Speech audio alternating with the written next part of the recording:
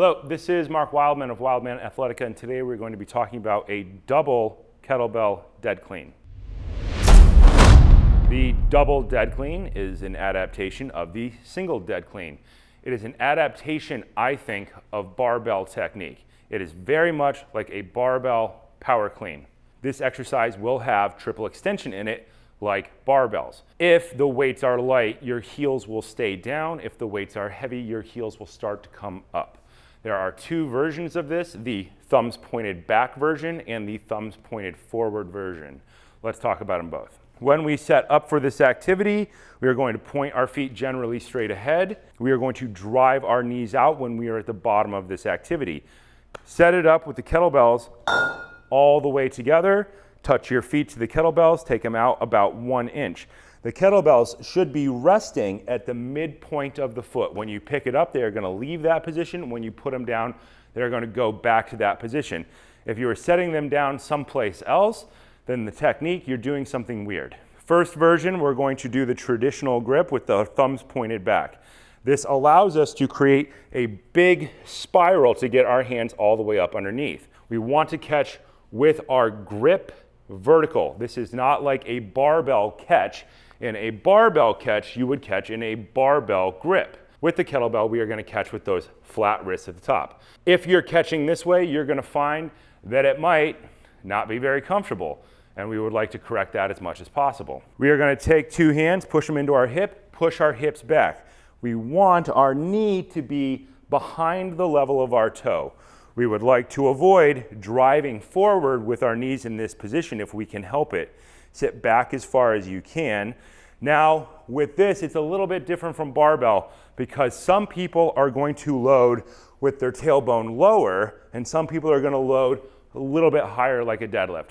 That's up to you. That's up to the lengths of your lever, which are your bones in your leg. As long as your knees are behind the level of your toes, it's pretty correct. From here, we're going to reach down. We are going to use our legs to explode straight upwards. Our legs are going to propel the weights up. We are then going to move our hands around to get to the kettlebell catch. Eyes forward, squeeze your shoulder blades back and together. Lower your arms like straight. Lower all the way down, shift back in your heels. All the way up. Lower them down, set them down, sit back in your heels.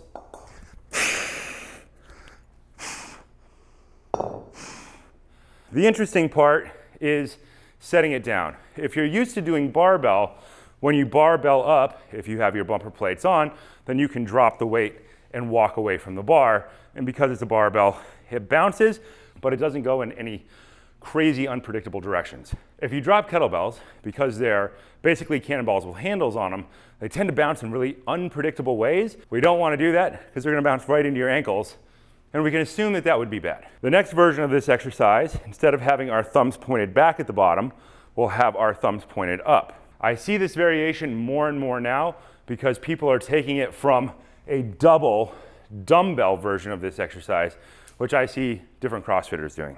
Setup at the bottom is the same.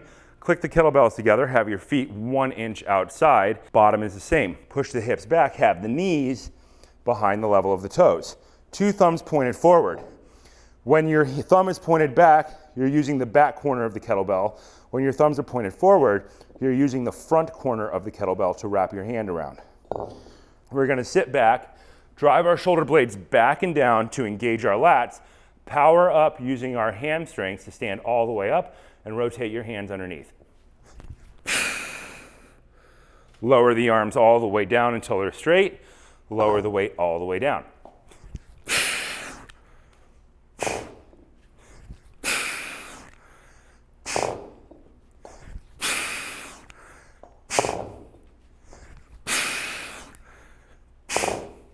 Think of this as a portable version of a barbell power clean. It's hard to travel barbells long distances. You can't throw your barbell in the back of your car unless you have a huge truck and drive it to the park to work out. But you can. Farmers carry your kettlebells around, throw them in the back seat, go to the park and do this activity. Think of this also as a version of power cleans that you could do in a house. Even in an apartment, you can put down those 1-inch rubber mats directly under the weights, and do this exercise and put it down without damaging the floor or getting yourself evicted from either your house or your apartment. With a lightweight, you're not going to triple extend all that much with the ankles.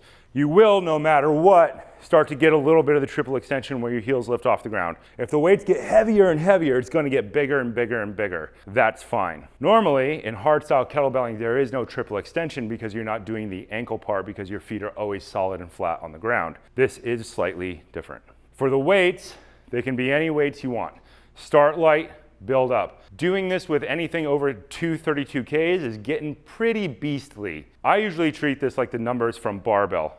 Sets, 3 to 5 reps. Unlike barbell, I don't stop at like 5 sets of 5 or 3 sets of 3. Because we still have fixed weights, we can't keep adding weights. The way that we do this is we add volume by adding more sets. If we were to pick 3 reps, we would do a set every specific amount of time based on how much recovery you need. If the weights are super heavy, then you would put it at 2-minute breaks in between. If the weights are lighter, you can do this as an EMOM inside of a minute and just start adding sets to it. Most people will be doing it that way because most people don't have a huge collection of kettlebells that go up super heavy for them to get that type of benefit from it. But if you do have access to the weights at 32K and above, then you could set this as 3 sets of 3 or 5 sets of 5 with 2-minute breaks in the middle. This has been Mark Wildman of Wildman Athletica.